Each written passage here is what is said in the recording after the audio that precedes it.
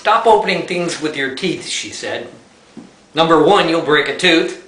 Number two, well, it's just a nasty, ugly habit and I don't like it. So cut it out." She was right. She always is. Besides, when you do something stupid like that, it makes you look like an asshat. I couldn't argue with logic like that, so I put it on the table, thinking maybe this time I actually bit off more than I could chew. He clued her in on Miles Davis, Billie Holiday, Knut Hamsun, and Sarah Vaughan. He showed her that The Well of Loneliness is more than just a book.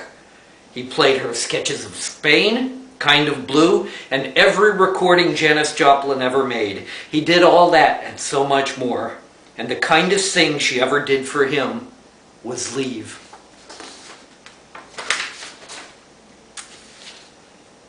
It was back in high school.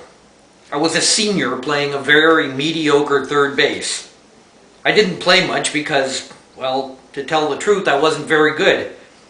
Also on the team was his sophomore, McGinley. He was even worse.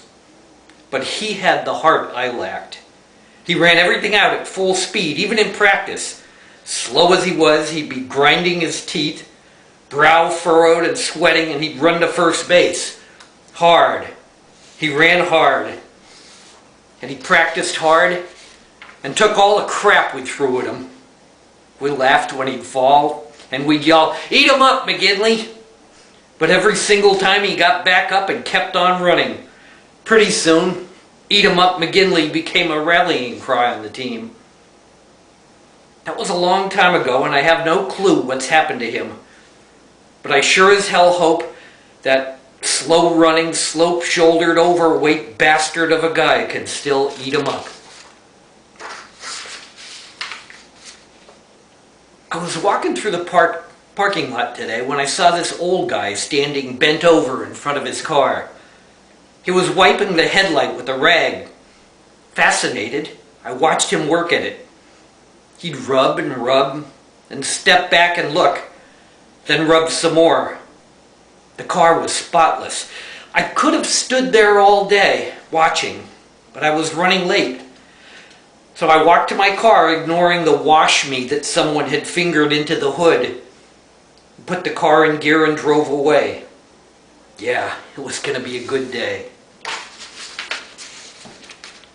Right around the 90-minute mark, the poetry reading got nuts. It was one of those blog talk radio things, and there were 4 of us, all on the phone from wherever we were. And like I said, right around the 90-minute mark, the wine and beer kicked in, and Platt, still on the phone, ran out of smokes, so we went to the mini-market.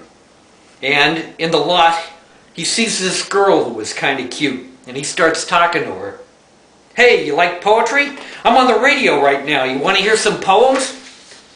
And he puts her on the phone, and Karsten then starts reading, and you can hear Platt in the background trying to talk her boyfriend out of decking him. And when she hands the phone back, Platt says to us, "I'm going to grab another." And he finds this old juice head in the parking lot, and Harding rings him one about his junkie days. And the old guy's almost in tears when he hands back the phone saying, "God bless you, man. God bless you." Well, that's just the way it goes. Sometimes you're lucky and find the poem, and sometimes the poem finds you.